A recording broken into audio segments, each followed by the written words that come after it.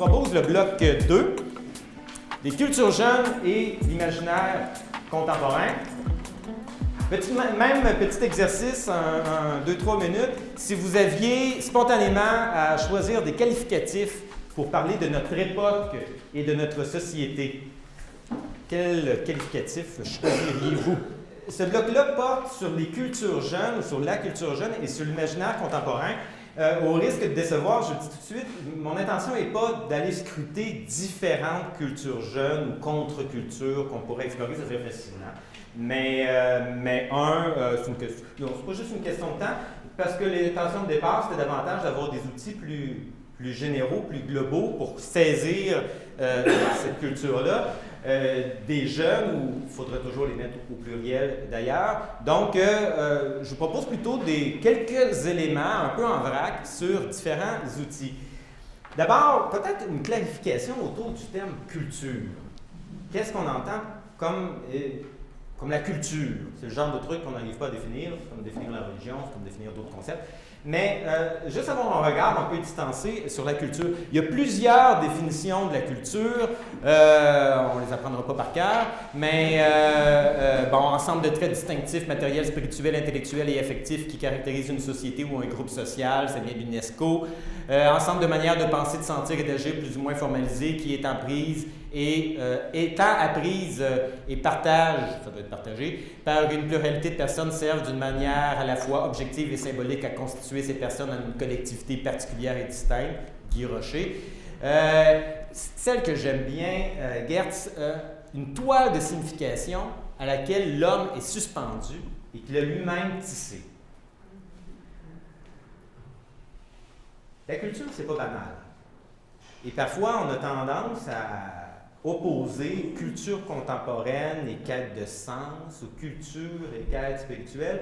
On pourrait se dire que globalement, la culture, c'est une quête de sens. Peut-être pas au sens religieux et spirituel, mais c'est une quête de sens. On veut donner de la signification au monde qui nous entoure, et c'est pour ça qu'on a besoin de culture. C'est un propre de l'être humain. Donc, il faudrait peut-être la penser en continuité avec des enjeux spirituels et religieux, ça voudrait pour les jeunes, plutôt qu'en opposition. La culture n'est pas ce qui empêche, mais ce qui permet. Et il n'y aurait pas d'un côté un être humain hors culture d'une pureté quelconque et un être humain pris dans une culture qui risque de l'anéantir. Nous sommes des êtres culturels, fondamentalement, si ce n'est que par le fait que, pour m'adresser à vous, aujourd'hui, j'utilise un langage, une langue, et qu'on a besoin de parler, et donc on a des référents communs, et donc qu'on participe minimalement d'une même culture. Ensuite, on pourrait voir, là, surtout sur les cultures jeunes, les distinctions entre des types de cultures, c'est loin d'être exhaustif, mais on pourrait parler de culture de masse, hein, la culture qui est là, présente, hégémonique, qui circule et qui domine, qu'on va retrouver notamment dans les médias de masse, qui est la culture commune au Québec avec ses grandeurs et ses misères, et non seulement au Québec, mais en Occident, et on pourrait l'élargir là avec la mondialisation qui est assez présente sur le plan mondial. Dans cette culture de masse, cette culture générale-là, il y a différentes sous-cultures, et là, ça c'est davantage intéressant pour les jeunes. Qu'est-ce qu'une sous-culture? C'est un univers culturel valorisant la marginalité, la transgression, l'ésotérisme, pas au sens du mouvement, mais au sens de quelque chose qui est propre à un groupe et qui n'est pas nécessairement compris de l'autre. L'authenticité, la différenciation en réaction à la culture de masse et aux autres sous-cultures. Voilà pourquoi on va retrouver chez certains groupes de jeunes vraiment des sous-cultures particulières qui vont jouer un rôle d'identification, de distinction avec la culture de masse. Là, le hic de la chose, c'est un peu comme pour la définition de l'âge, c'est que vous voyez assez rapidement que la culture de masse, c'est un vampire, et elle vampirise les sous-cultures pour se les réapproprier. Et qu'un mouvement assez marginal qui va émerger chez les jeunes rapidement va être réintégré. Hein? Un type d'habillement ou de style vestimentaire qu'on va retrouver dans la rue, en quelque part, San Francisco, quelques années plus tard, ça va être la mère d'une star académicienne qui va le porter, là, puis qui va passer à TVA devant 4 millions de personnes. Hein? Donc, les sous-cultures sont toujours en... Là aussi, il y a un enjeu quand on dit qu'on est tout tourné vers la jeunesse, est-ce qu'aussi on est en train de siphonner les outils dont ils se servent pour affirmer quelque chose d'eux-mêmes? Il y aurait des questions à poser. Et il y a des traits culturels, des éléments présents dans la culture ambiante, mais accentués chez un groupe de manière à le définir. Ça donne donc, si on regarde des éléments observables, des traits particuliers. Croyances, pratiques, morales, normes, valeurs, des marqueurs identitaires, vestimentaires, musicaux, attitudes, langage, un rapport au temps, un rapport à l'espace, un type de relation particulier, des visions du monde, de la destinée humaine, des grands récits ou des petits récits. Hein? Plutôt une période des micro-récits. À quoi sert Facebook? Faire des récits de sa propre vie, mais c'est une mise en récit. Et donc, ce qu'on observe, ce sont ces différents marqueurs, mais ces différents marqueurs-là appartiennent tous soit à des traits culturels, à une sous-culture ou à une culture de masse, dont la fonction est celle de la culture, c'est-à-dire créer de la signification. Et donc, si on s'intéresse aux jeunes, probablement qu'on va être frappé par des traits ou des marqueurs culturels particuliers. Quelle est leur fonction? Naturellement, il faut les comprendre si on veut parler le même langage d'eux et être proche d'eux. Quelle est leur fonction? Il est le même que pour l'ensemble de la culture, c'est-à-dire créer de la signification. Et il y a donc un intérêt à décoder, mais on devrait, c'est ma proposition, pas le voir tant comme un fossé, mais comme un essai, comme pour toutes les générations à toutes les époques, de créer une identité, une place dans le monde. Maintenant, j'aimerais dire quelques mots, c'est davantage en vrac ce bloc-là, sur l'imaginaire, et on pourra en discuter. D'abord, une définition de l'imaginaire. Pour moi, imaginaire, ça ne veut pas dire ce qui n'existe pas, ce qui est une fabulation, l'imaginaire est d'une certaine façon très réel, sans être pour autant tangible. Et une société, pour fonctionner, ça dépend des perspectives, c'est pas tout le monde qui dirait ça, mais c'est la mienne. Une société, pour fonctionner, a besoin d'une unité imaginaire, donc un monde de représentation qui va créer de la cohésion et qui va créer un sentiment d'appartenance. On pourrait définir l'imaginaire comme le vraisemblable monde où l'être humain, désormais atomisé dans son individualité, puisse trouver une place effective, c'est-à-dire pensable, imaginable. C'est du Raymond Lemieux.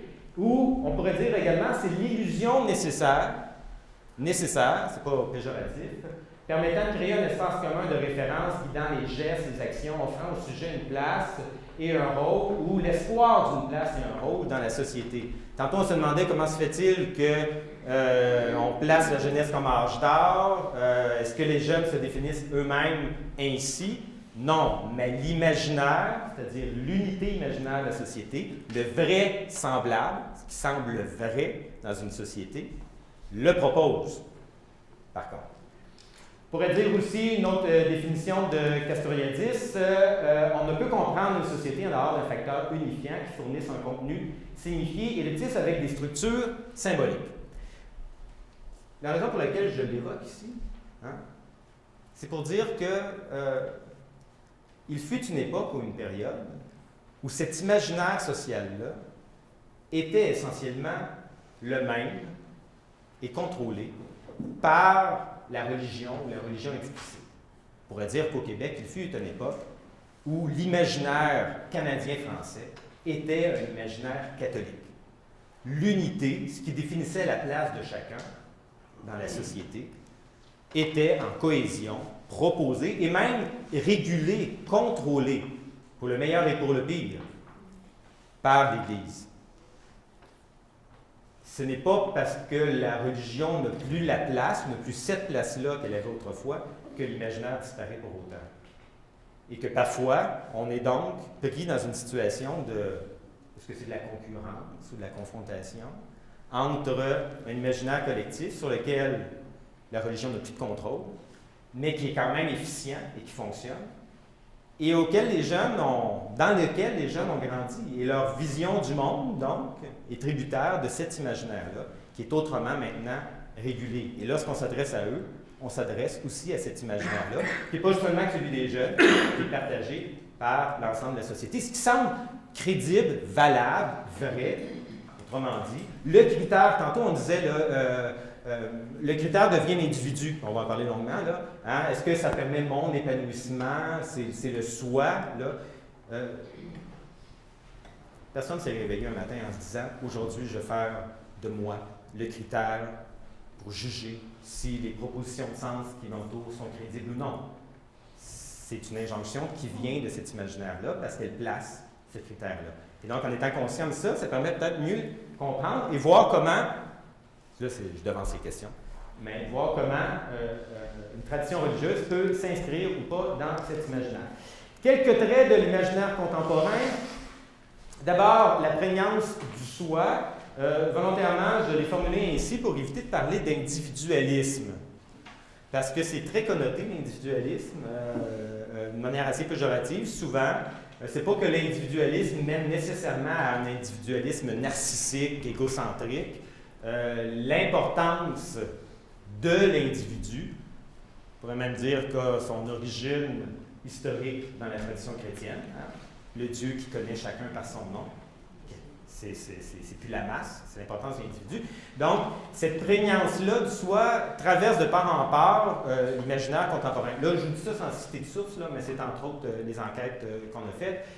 Traverse de part en part l'imaginaire contemporain. À tel point qu'il y a un sociologue belge, Guy Bergeois, qui va parler de l'individu abstrait, avec un I majuscule. Il va même en faire une espèce de figure de la transcendance. L'individu devient soumis à lui-même. C'est l'individu abstrait. Il dit abstrait parce que c'est pas le choix de moi. Moi, je ne suis pas soumis à moi-même, mais je suis soumis à mon développement, à mon épanouissement. Donc, l'individu abstrait, prégnance du soi. La prégnance du soi, ça va être l'axe unificateur. C'est qu'est-ce qui donne la cohérence entre mon travail, ma vie de famille, mes engagements, mes amis qu'on a évoqués tantôt, mes études, mes projets. C'est le soi. Est-ce que ça va permettre mon développement? Est-ce que je reçois une offre plus intéressante d'autres choses? Est-ce que c'est le soi qui devient l'axe unificateur et qui permet de créer du sens et de la cohérence? Je ne le dis pas de manière péjorative, j'essaie de décrire un système. La prégnance du soi fait du sujet le sujet de soi-même, c'est ce que j'ai évoqué tantôt. Pourquoi s'engage-t-on? Naturellement, on le fait. Si on est engagé dans un mouvement social par solidarité, ça n'empêche pas l'altruisme, ça n'empêche pas la générosité, la conscience de l'autre, mais on le fait avec une attention à soi qui était peut-être pas là sous un ancien régime. Donc, c'est le sujet de soi-même, mais ce sujet de soi-même-là, il est aussi objet du social. C'est ce que j'évoquais tantôt. Si vous trouvez les jeunes, de manière générale, assez individualistes, on a dit ça dans la culture tantôt, hein, des traits de la culture, plus matérialistes, individualistes, c'est pas une décision personnelle. C'est le résultat de l'imaginaire et de la socialisation. Et c'est à ce titre-là, je l'évoquais, qu'on peut considérer les jeunes probablement comme une génération d'héritiers, notamment. Effectivement, il y a une rupture de transmission, on pourrait parler des études de grand-maison, mais c'est une rupture de transmission de la culture catholique, quand on en a parlé. Parce que pour le reste, les jeunes et moins jeunes d'aujourd'hui sont tout à fait les fils, filles, les petits-fils et petites-filles des baby boomers. Il y a une transmission qui a fonctionné de manière extraordinaire, là, à travers les médias, à travers... qui a fonctionné de manière tout à fait extraordinaire. C'est donc un objet du social, c'est une injonction qui vient du social. Il n'y a personne, je le redis, qui se lève le matin en disant « Aujourd'hui, je vais être profondément individualiste ». C'est le vraisemblable du monde dans lequel on est. C'est la préoccupation. C'est ce qui a de la crédibilité. Encore là, pour le meilleur et pour le pire. L'imaginaire contemporain aussi va développer un nouveau rapport au temps. Et là, vous voyez des choses s'emboîtent, ça me rassure, j'ai une certaine cohérence. Un nouveau rapport au temps, ça s'emboîte avec ce qu'on a dit précédemment. L'épanouissement personnel devient un projet qui, dans une espèce de théorie du projet, là, avec un grand P, comme la société, on est en cheminement. Hein? On pense notre vie comme étant un prolongement, un cheminement. Et ça va expliquer qu'on ne sera pas tant intéressé à conserver une place dans la société, dans le monde, que d'acquérir une nouvelle place ou de changer. Voilà pourquoi rester 25 ans dans la même entreprise, là, même on a des petits doutes, là, hein? Voilà, on manque de flexibilité parce qu'on veut gagner une place. Une image très... je connais quelqu'un qui est âgé de 76 ans et dont le père lui disait que lorsqu'il était jeune, l'important dans la vie, c'est de garder sa place. Hein? Et quand ce père-là est décédé il y a plusieurs années, il y a eu les funérailles, hein? Il y a eu le cortège, et tout le monde s'est mis chacun à sa place, sans qu'il y ait d'indication particulière. Aujourd'hui, il n'y a pas de grands-parents qui vont dire à leur fils, l'important, c'est de garder sa place. On va leur dire, par contre, l'important, c'est de faire sa place. Et quand on est dans des rituels collectifs, celui des funérailles, ou sociaux, il y a une espèce de mobilité qui... on ne sait plus trop où se placer, on ne sait plus trop... vous voyez, c'est un jeu de miroir, le rituel, là, mais ça indique quand même quelque chose de la place que chacun prend. Donc, l'épanouissement personnel comme projet, qui crée un nouveau rapport au temps, et on pourra y revenir. On l'a évoqué un peu tantôt, plus le temps s'allonge, mais plus on est dans l'immédiat, paradoxalement. Parce que, quand on y pense, c'est un peu normal. S'il n'y a plus de fin, même lorsque la fin donne accès à une autre vie, qu'est-ce qui reste? S'il n'y a plus d'au-delà, disons-le comme ça, il reste juste le ici et maintenant. Hein? Il y a une perspective qui tout d'un coup, ne semble plus exister. Et qui, on pourrait penser, est encouragée aussi par les médias sociaux. Parce que les médias sociaux, l'Internet, offrent aussi un curieux rapport au temps et à l'espace. Hein? Tout est un peu sur le même pied. On ne voit plus trop. C'est le grand effort qu'il faut faire aussi, hein? Savoir qu'est-ce que la crédibilité, qu'est-ce qui dure dans le temps, qu'est-ce qui ne dure pas. Et donc, dans ce monde-là de l'immédiat et de l'instantanéité, donc, nouveau rapport au temps. Nouveau rapport à l'espace aussi également. On est dans un ici-bas relativement indéfini. C'est ce que Yves Lambert, un sociologue français de la religion, décrivait comme un renversement copernicien. On est passé d'une préoccupation pour l'au-delà, hein? Je vais m'assurer que mes actions ici me donnent accès à la vie éternelle, à une préoccupation pour l'ici-bas et maintenant, c'est le bonheur ou le salut intramondain. Ce qui compte, c'est est-ce que ça me rend heureux, est-ce que ça me permet de vivre, ça a toujours été une préoccupation, là, hein? On n'est pas... mais la perspective est davantage intramondaine. Donc, un ici-bas est relativement indéfini parce qu'il peut y avoir des recommencements, il y a de la mobilité, qu'est-ce qu'un territoire, Et un passage du lieu à l'espace. C'est une distinction que fait Michel de Certeau, notamment. Hein? Le lieu, c'est le territoire. Prenons un exemple simple, hein? C'est la paroisse traditionnelle, avec le village, l'église au milieu. Et là, automatiquement, il y a des places d'assignées.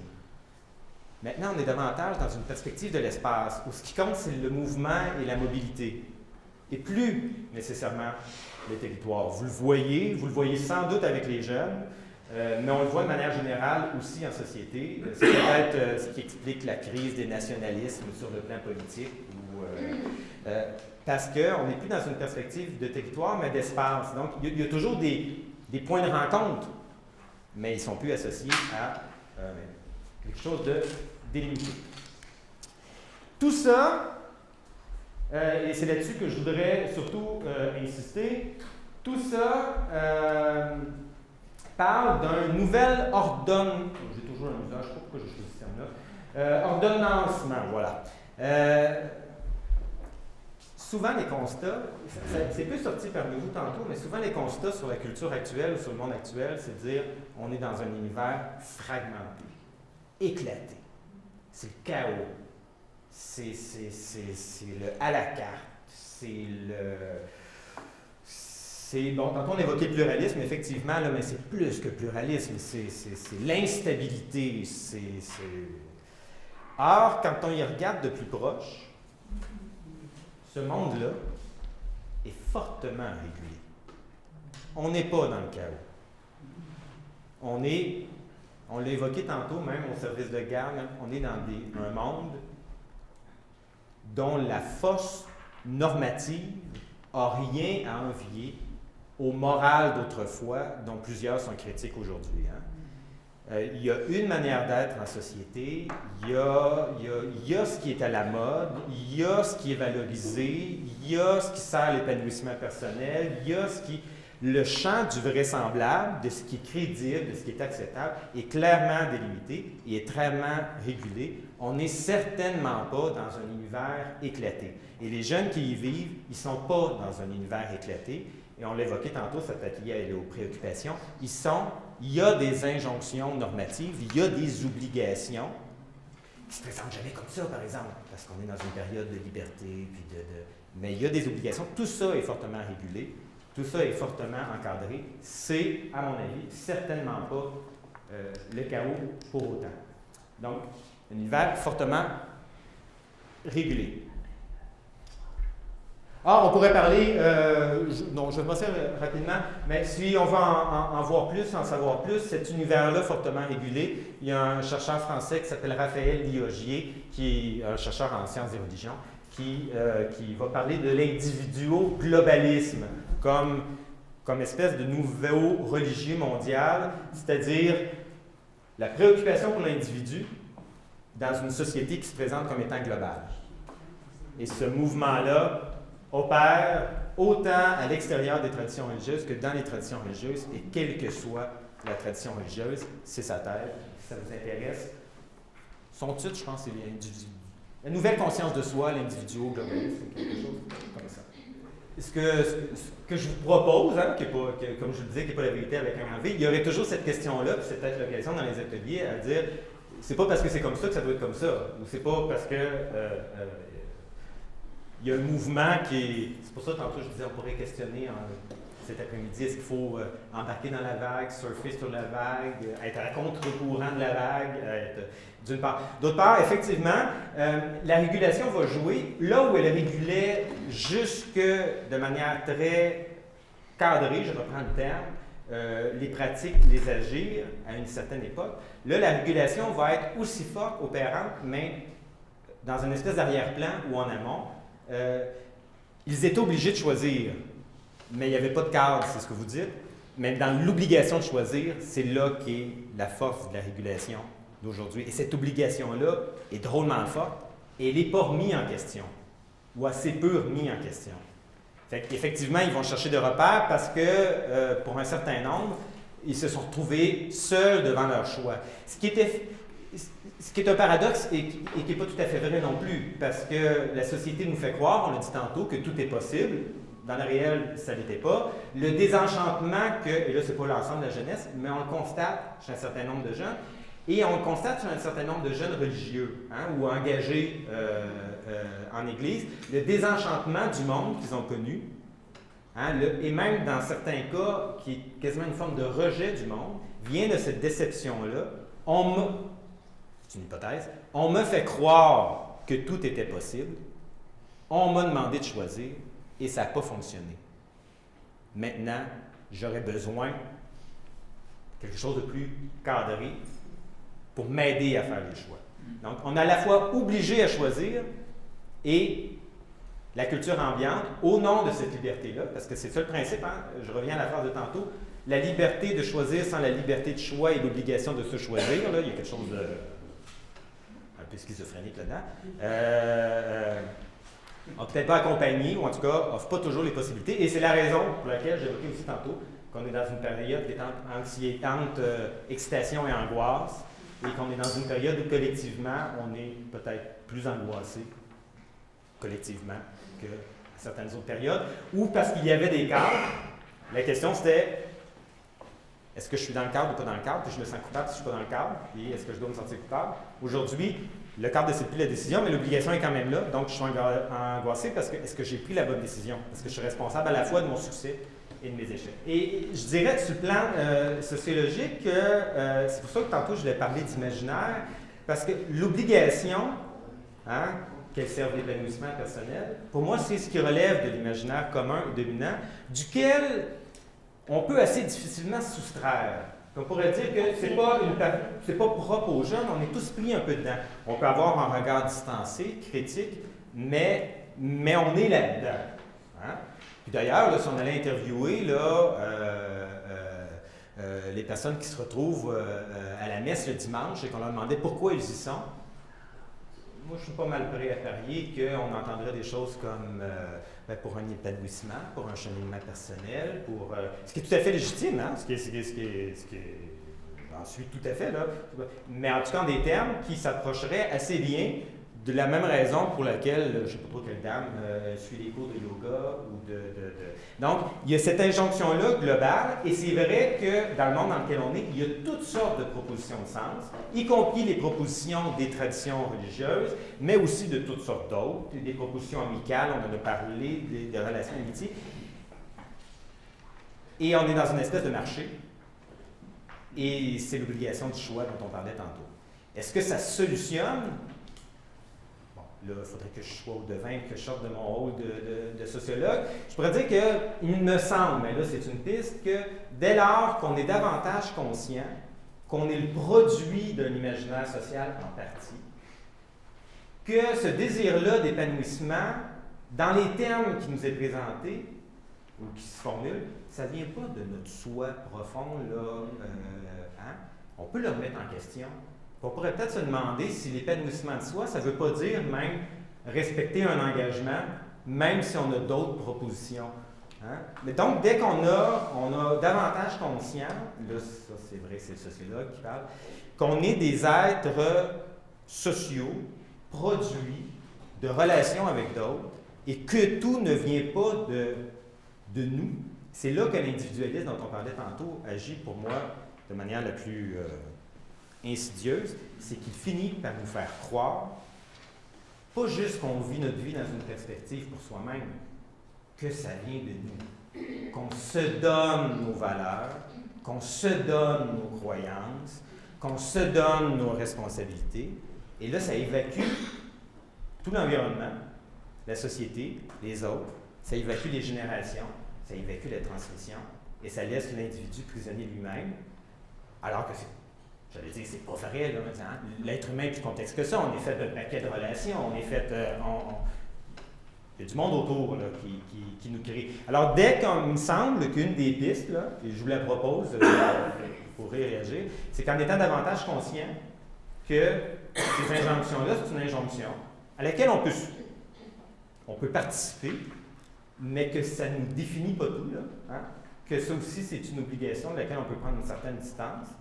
On va avoir davantage de prise pour concilier ce qui peut paraître parfois plus ou moins conciliable, là, parce qu'on est en compétition entre les différentes propositions. Dans la culture générale, je ne dis pas pour tout le monde, mais le salut, on appelle ça le bonheur, dorénavant, et qui est le sauveur? C'est l'individu abstrait ou le soi. On est responsable de son propre salut pour soi-même. Maintenant, est-ce que ça fonctionne? Ça met la pression dont on parlait tantôt sur les individus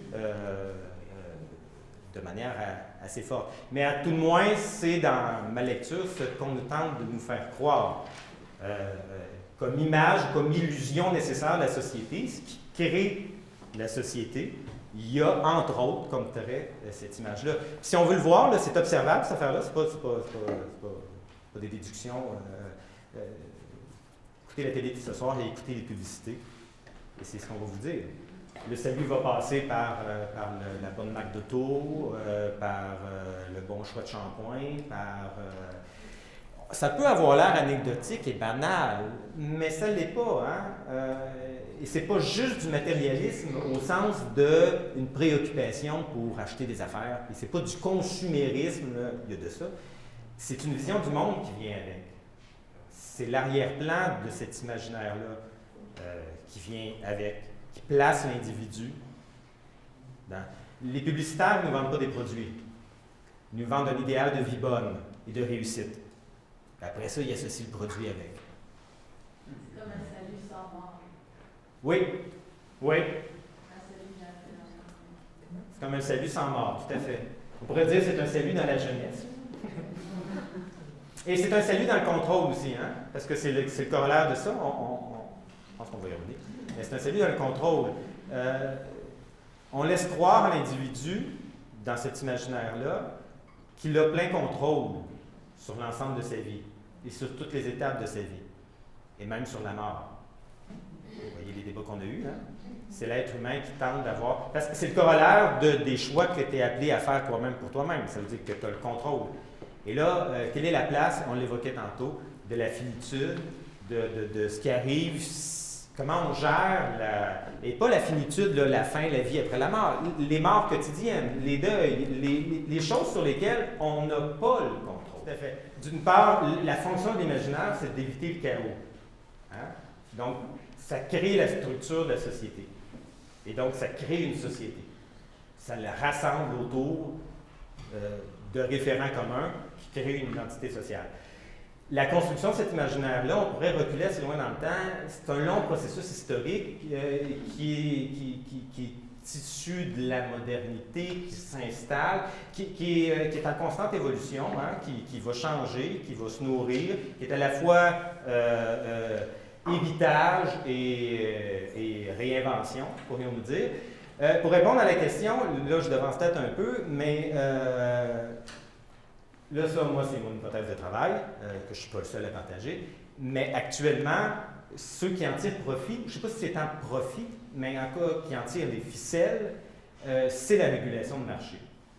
Pour moi, on est dans une société de consommation, et ce n'est pas juste une société, comme je le disais tantôt, consumériste, là, où on achète des biens, c'est cette logique-là de marché qui contrôle pour le moment l'imaginaire. Dans 25 ans, dans 50 ans, ça sera peut-être d'autres choses. Il y aura un autre mode de régulation centrale que le marché, mais présentement, ce sont des logiques de marché. Et là, quand je dis marché, attention, pour moi, ce n'est pas nécessairement d'emblée négatif. C'est un constat. Bon, le marché a ses perversions, mais les autres modes de régulation de cet imaginaire-là, à travers l'histoire, ont eu leurs perversions aussi. Et le marché a ses limites, puis il faut en être critique, comme il a fallu être critique des autres modes de régulation à travers l'histoire. Puis c'est surtout pas une position idéologique quand je dis que c'est le marché. Hein?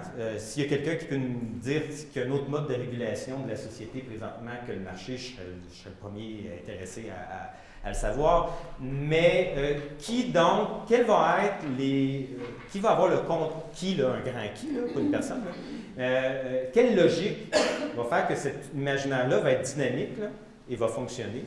C'est essentiellement des logiques marchandes ou de marché. Là, regardez les critères dont on a parlé depuis tantôt. L'individu, l'épanouissement personnel, le profit, la profusion de propositions, les choix à faire, c'est la description économique d'un modèle de marché. Cela dit, et autres précautions, je ne suis pas sûr, je ne pensais pas qu'on allait parler de marché. Autre précaution, qu'on soit dans un modèle de marché, et si on prend ma thèse, c'est l'imaginaire collectif, on est tous pris dedans, ça n'enlève rien à la légitimité, à la pertinence, à l'authenticité des quêtes contemporaines. C'est pas parce que... Et c'est en ce sens-là, quand je parle de marché, j'y vais vraiment sur la pointe des pieds parce que ça résonne de toutes sortes de façons. Des fois, pour moi, la logique de marché, c'est pas maintenant la vie en général, la religion en particulier, c'est comme dans un centre d'achat, puis chacun pige, puis on a arrêté d'aller à la messe, maintenant on va à Place Sainte-Foy. Ça, pour moi, c'est un peu anecdotique, c'est plus profond que ça. Et jusqu'à un certain point, ça fonctionne. C'est-à-dire que la majorité des gens qui nous entourent, les jeunes y compris, trouvent un sens à leur existence. Des fois difficilement, des fois avec des pièges, des fois avec des préoccupations. Mais en tout cas, ça crée une unité imaginaire de la société qui fait qu'on peut sortir d'ici tantôt, là, puis c'est pas le chaos. Hein? C'est plutôt bien régulé. Maintenant, est-ce que ça va être ça pendant, comme je le disais tantôt, les 100 prochaines années? Probablement pas. Si on faisait le parcours historique récent, on pourrait dire que, toujours avec cette idée-là, là, de concept d'imaginaire, la régulation a été religieuse. La régulation a été ensuite politique, projet national, et maintenant la régulation est le marché. Et regardez, dans le passage, la société de consommation au Québec, c'est les années 70. Hein? regardez dans le passage les discours du politique, disant qu'on perd le contrôle, qu'on a de la difficulté à avoir un projet de société, nommez-les, les doléances du politique, dans le passage à la société de consommation et de marché, c'était à peu près les mêmes doléances du religieux dans le passage du religieux au politique. On est dans ces phases-là, selon moi, c'est une hypothèse de transition, et qui appellera probablement d'autres phases.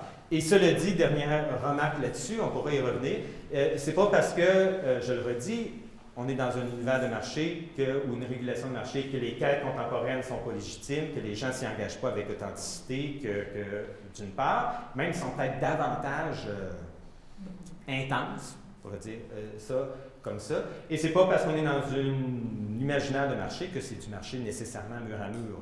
Hein? Je ne voudrais pas qu'on a conclu que nos relations à chacun fonctionnent sur le mode de la consommation. Là, pas du tout. Il y a des brèches là-dedans, il y a des contre-courants là-dedans. Peut-être que le catholicisme en est un. Hein? Pardon? Peut-être que le catholicisme en est un. Peut-être que l'Évangile, je devrais dire, en est un. On pourra se demander tantôt si on surfe sur la vague ou si on va à contre-courant.